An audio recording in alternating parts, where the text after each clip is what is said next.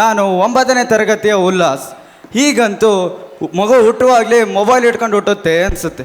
ಆ ಮೊಬೈಲ್ನಿಂದಾಗಿ ಆಗೋ ಅವಾಂತರಗಳು ಹಾಗೂ ಆಘಾತಗಳಿಗೆ ಲೆಕ್ಕನೇ ಇಲ್ಲ. ಆ ಮೊಬೈಲ್ನಿಂದ ಸಂಸಾರಗಳಲ್ಲಿ ಆಗುವ ಅನಾಹುತಗಳ ಕುರಿತು ಒಂದು ಕಿರು ನಾಟಕದ ಮೂಲಕ ಎಚ್ಚರಿಕೆಯ ಗಂಟೆ ಹಾಗೂ ಜಾಗೃತಿ ಮೂಡಿಸಲು ಆಗಮಿಸಲಿದ್ದಾರೆ 8ನೇ ತರಗತಿಯ ವಿದ್ಯಾರ್ಥಿಗಳು. ಅವರಿಗೆ ಒಂದು ಜೋರಾದ ಚಪ್ಪಾಳೆ ಮೂಲಕ ವೇದಿಕೆಗೆ ಬರಮಾಡಿಕೊಳ್ಳೋಣ. ಇವತ್ತೇನಾದರೂ ಆಗಲಿ ಎಲ್ಲರಿಗೂ ಇವತ್ತೊಂದು ಪ್ರಬಂಧ ಬರೆಯೋಕೆ ಕೊಡಲೇಬೇಕು. ಎಲ್ಲರೂ ನನ್ನ ಬುಕ್ಕಲ್ಲಿ ಬರ್ಸಿರೋದನ್ನೇ ಬರೀತಾರೆ. ಯಾರಿಗೂ ಸ್ವಂತಿಕೆ ಅನ್ನೋದೇ ಇಲ್ಲಪ್ಪ. ಸರಿ ಸರಿ, ಟೈಮ್ ಆಯಿತು, ಕ್ಲಾಸ್ಗೆ ಹೋಗೋಣ.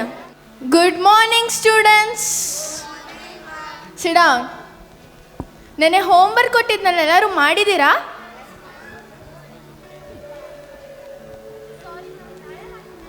ನಾಳೆ ಖಂಡಿತವಾಗಿ ಮಾಡ್ಕೊಂಡೇ ಬರಬೇಕು. ಕೂತ್ಕೋ. So now everybody have to write an essay on the topic my wish. Okay, start writing.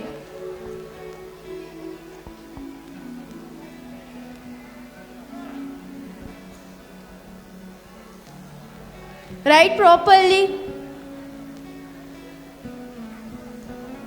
ಇನ್ನು 5 ನಿಮಿಷ ಇದೆ, ಬೇಗ ಬರೀರಿ. Okay, everybody stop writing. Som, collect the papers.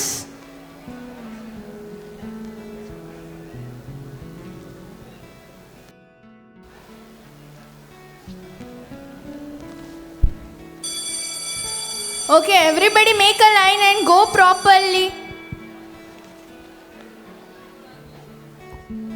ಖುಷಿ, ಬಾ ಮನೆಗೆ ಹೋಗೋಣ.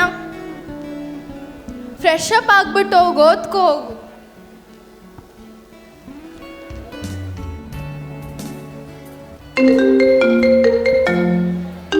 ಅಯ್ಯೋ, ಏನಿದೆ ಕಾಲ್? ಯಾವಾಗ ನೋಡಿದ್ರು ಬಡ್ಕೋತಾನೆ ಇರುತ್ತೆ. ಫಸ್ಟ್ ಮನೆ ಕೆಲಸ ಮುಗಿಸೋಣ, ಆಮೇಲೆ ಫೋನ್ ಅಟೆಂಡ್ ಮಾಡೋಣ.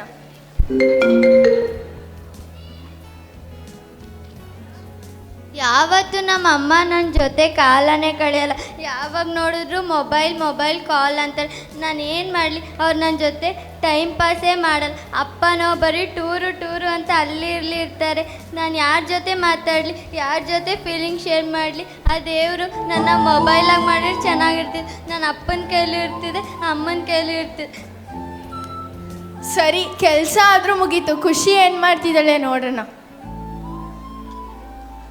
ಖುಷಿ ಖುಷಿ ಖುಷಿ, ಇದೇನಿದು? ಬರೀ ಅಂದರೆ ಮಲ್ಕೊಂಬಿಟ್ಟಿದ್ದಾಳಲ್ಲ. ಯಾವಾಗ ನೋಡಿದ್ರು ಅಷ್ಟೇ, ಬರೀ ಅಂದರೆ ಸಾಕು ಮಲ್ಕೊಂಬಿಡ್ತಾಳೆ. ಸರಿ, ಕರೆಕ್ಷನ್ ಆದರೂ ಮಾಡೋಣ.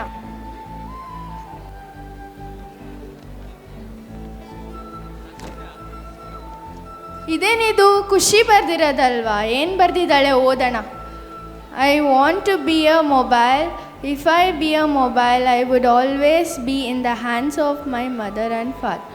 ಅಯ್ಯೋ, ನಾನು ಟೀಚರ್ ಆಗಿಬಿಟ್ಟು ನನ್ನ ಮಗಳಿಗೆ ಇಷ್ಟೆಲ್ಲ ಕಷ್ಟ ಕೊಟ್ಬಿಟ್ನಲ್ಲ.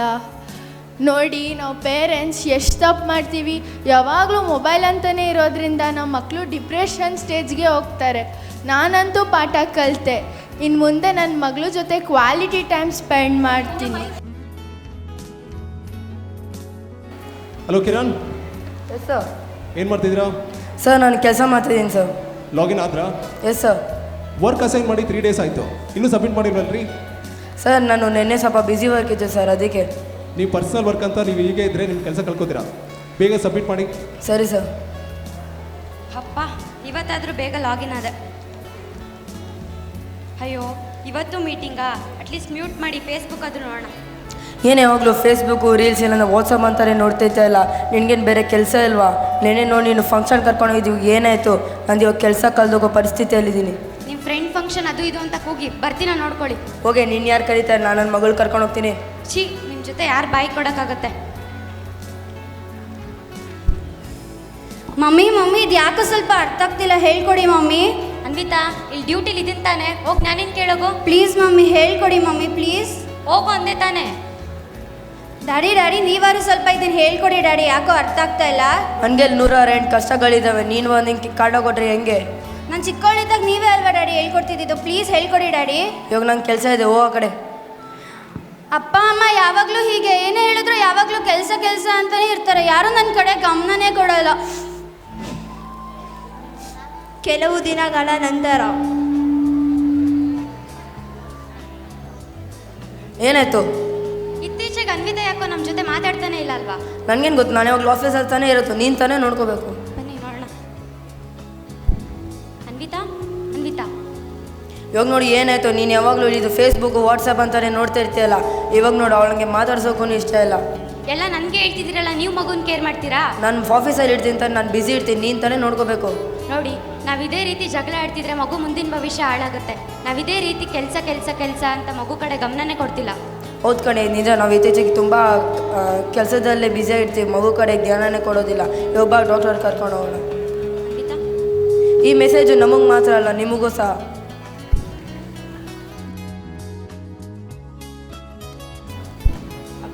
ಅಪ್ಪ ನೀನು ಇಲ್ಲಿದ್ಯಪ್ಪ, ನೀನು ಪೇರೆಂಟ್ ಟೀಚರ್ ಮೀಟಿಂಗ್ ಬರಲ್ವಾ?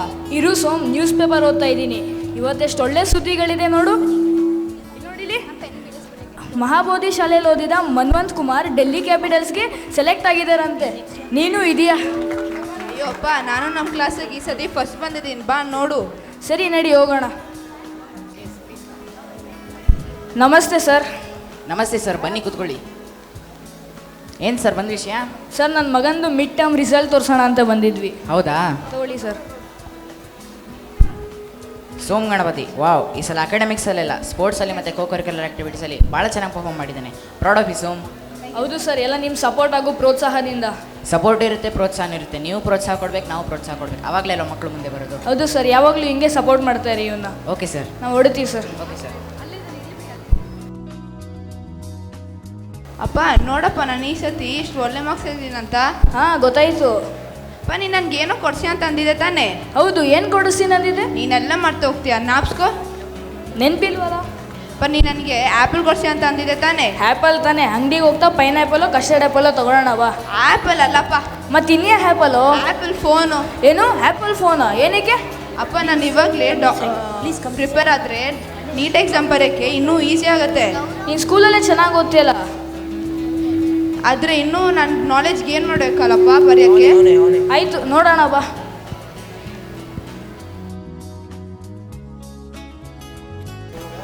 ಸೋಮ್ ಸೋಮ್, ಅಪ್ಪ ಏನು ಮಾಡ್ತಿದ್ದೆ? ಓದ್ತಿದ್ದೆ. ಹೌದಾ? ಹೋದ ತಿಂಗಳ ನಂತರ ಏನೋ ಕೇಳಿದ್ದೆಲ್ಲ ನೀನು? ಅಪ್ಪ ಫೋನಾ? ಹೌದು, ಆ್ಯಪಲ್ ಫೋನ್ ತಂದಿದ್ದೀನಿ, ತಗೋ. ಅಪ್ಪ ಥ್ಯಾಂಕ್ ಯು ಅಪ್ಪ, ನನ್ನ ಫ್ರೆಂಡ್ಸಿಗೆಲ್ಲ ತೋರಿಸ್ಬರ್ತೀನಿ. ಆಯಿತು, ನಾನು ಹಿಂಗೆ ಫೋನ್ ತಗೊಟ್ಟಿರೋದು ಬರೀ ಓದ್ಕೊಳ್ಳೋಕೆ ಮಾತ್ರ. ನೆಗೆಟಿವ್ ಆಗಿ ಯೂಸ್ ಮಾಡಬೇಡ, ಪಾಸಿಟಿವ್ ಆಗಿ ಯೂಸ್ ಮಾಡು, ಸರಿನಾ? ಓದ್ಕೋ ಹೋಗು. ಓ, ಇವತ್ತು ನನ್ನ ಫ್ರೆಂಡು ಇಲ್ಲಿ ಪಾರ್ಕ್ ಬರ್ತಾನೆ ಅಂದಿದ್ದಲ್ವಾ, ಅಲ್ಲಿಗೆ ಸರ್ಪ್ರೈಸ್ ಕೊಡೋಣ. ಏ ಹಲೋ, ಹಾಯ್ ಸೋಮ್, ಹೆಂಗಿದ್ಯಾ? ನಾನು ಚೆನ್ನಾಗಿದ್ದೀನಿ ಕಣೋ. ಮತ್ತೆ ಏನೋ ಸರ್ಪ್ರೈಸ್ ಹೇಳಿದೆ ನೋಡು. ಲೂ, ಆ್ಯಪಲ್ ಫೋನಾ? ಏನು ಚೆನ್ನಾಗಿದೆಯಾ ಈ ಡಿಸ್ಪ್ಲೇ, ಏನು ಹೈ ರೆಸೊಲ್ಯೂಷನ್ ಕ್ಯಾಮ್ರಾನು ಇದು. ಆದರೆ ಇದರಲ್ಲಿ ಯಾವ ಆ್ಯಪೇ ಡೌನ್ಲೋಡ್ ಆಗಿಲ್ಲ. ಹೌದು ಕಣೋ, ನಾನು ಬರೀ ಓದೋಕ್ಕಂತ ತಗೊಂಡಿದ್ದು. ಲೋ, ಸ್ವಲ್ಪ ಫಾರ್ವರ್ಡ್ ಥಿಂಕ್ ಮಾಡು. ಬಿಡು, ನಾನು ನಿಂಗೆ ವಾಟ್ಸಪ್ನಲ್ಲಿ ಲಿಂಕ್ ಕಳಿಸ್ತೀನಿ, ಅದೆಲ್ಲ ಡೌನ್ಲೋಡ್ ಮಾಡ್ಕೊ. ಆಯಿತು ಆಯ್ತು, ಬಾಯ್.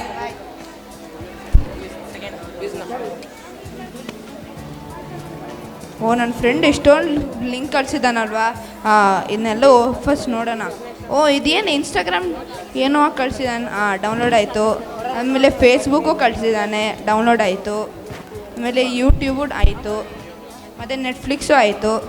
ಗೇಮ್ ಮಾಡೋಕ್ಕೆ ಫ್ರೀ ಫೈರ್, ಇವಾಗ ಬರುತ್ತೆ ಮಜಾ.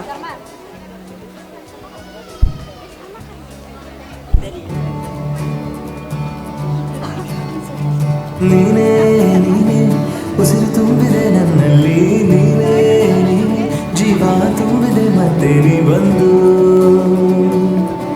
ಬದಲಾದೆ ನಾನಿಂದು. ನೀನೇ ನೀನೇ ಆನಗು ತುಂಬಿದೆ ನನ್ನಲ್ಲಿ, ನೀನೇ ನೀನೇ ಗೆಲುವು ತುಂಬಿದೆ, ಮತ್ತೆ ನೀ ಬಂದು ಸಂತೋಷ ಎಂದೆಂದು. ನಿನ್ನಿಂದ ಕನಸು ಮನಸ್ಸು ಮತ್ತೆ ಚಿತ್ತಾಗಿದೆ, ನಿನ್ನಿಂದ ಕನಸು ಮನಸ್ಸು ಹುಚ್ಚೇರಿ ಚಿತ್ತಾಗಿದೆ. ನೀನೇ ನೀನೇ ಉಸಿರು ತುಂಬಿದೆ ನನ್ನಲ್ಲಿ. ಇವಾಗ ರೀಲ್ಸ್ ನೋಡೋಣ. ನಾನು ನಂಬಿ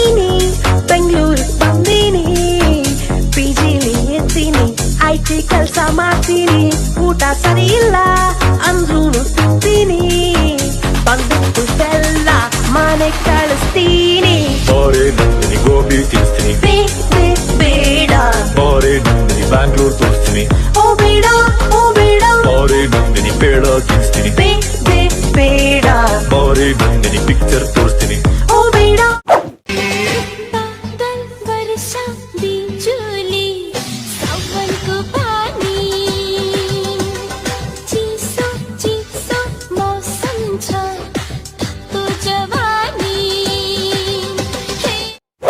अरे भाई ये जिंदगी क्या है?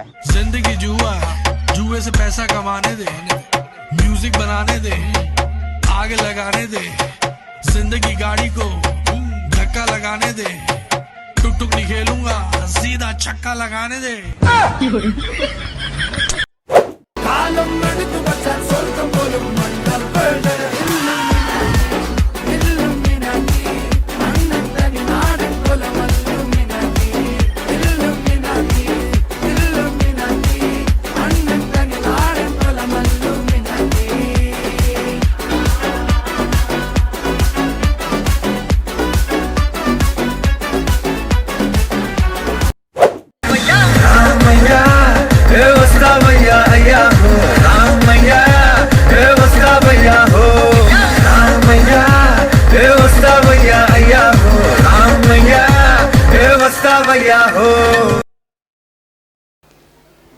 ಸೋಮ್ ಏನು ಮಾಡ್ತಿದ್ದಾನೆ ನೋಡೋಣ.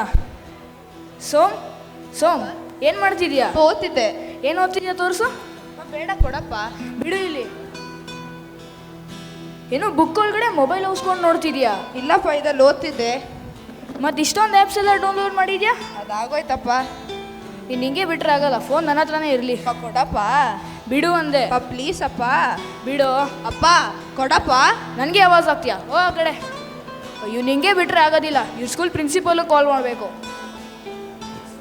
ಹಲೋ ನಾನು ಸೋಮ್ ಪೇರೆಂಟ್ ಮಾತಾಡ್ತಿರೋದು ಸರ್. ಹಾಂ ಸರ್ ಹೇಳಿ.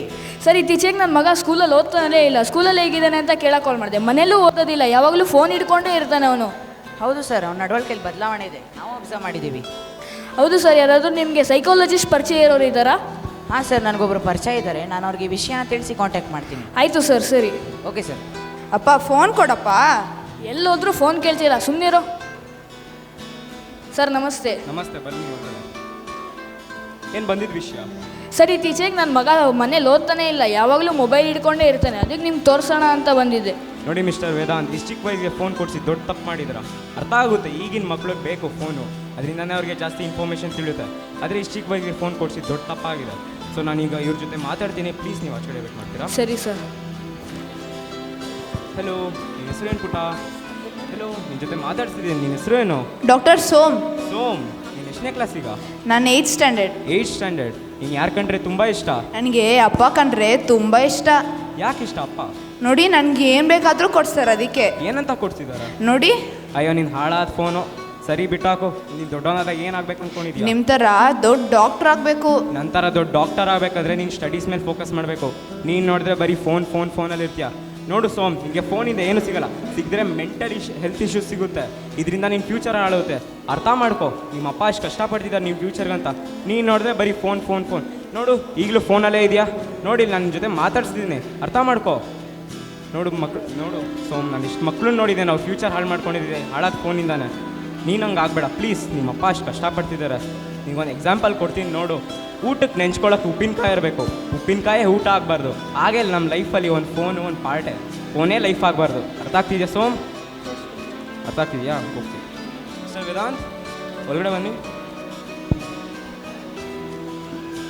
ನೋಡಿ ಮಿಸ್ಟರ್ ವೇದಾಂತ್, ನಿಮ್ಮ ಮಗನ ಒಂದು ಬ್ರೈಟ್ ಫ್ಯೂಚರ್ ಇದೆ, ಆದರೆ ಬೇರೆ ದಾರಿಗೆ ತಪ್ಪಿದ್ದಾನೆ. ಇದರಿಂದ ಅವ್ನು ಹೊರಗಡೆ ಬರಬೇಕಂದ್ರೆ ನೀವು ಅವನಿಗೆ ಫಿಸಿಕಲ್ ಆ್ಯಕ್ಟಿವಿಟೀಸು, ಕರಿಕ್ಯುಲರ್ ಆ್ಯಕ್ಟಿವಿಟೀಸ್ ಜಾಸ್ತಿ ಇನ್ವಾಲ್ವ್ ಮಾಡೋಕ್ಕೆ ಸ್ಟಾರ್ಟ್ ಮಾಡಿ.